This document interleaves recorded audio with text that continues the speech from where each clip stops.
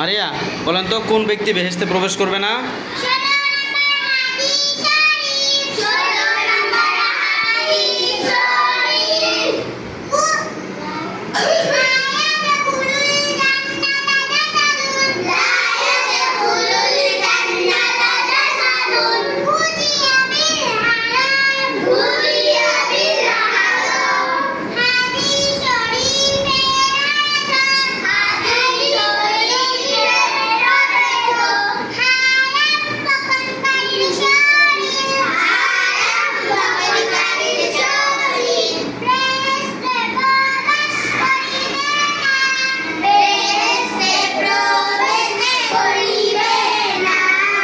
মাশাআল্লাহ বলেন সবাই।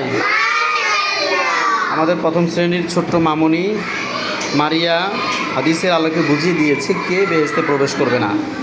যেই শরীরে হারাম প্রবেশ করে, যে হারাম খায়, অর্থাৎ হারাম খায় মানে অন্যের জিনিস না বলে খায়, সুদের টাকা খায়, চুরি করে খায়, জুলুম করে খায়।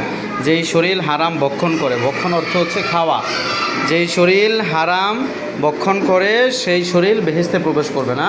এটা ওর বইয়ের 16 নম্বর হাদিস। কিন্তু যদি আমরা হাদিসের কিতাবের আলোকে দেখতে চাই তাহলে মিশকাত শরীফের 243 নম্বর হাদিস, হাদিসের রাবি হচ্ছে হযরত আবু বকর সিদ্দিক রাদিয়াল্লাহু তাআলা আনহু।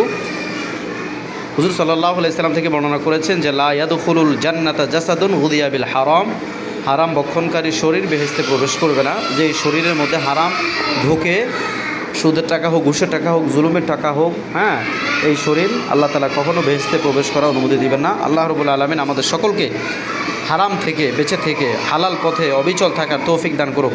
সকলে বলেন আমিন।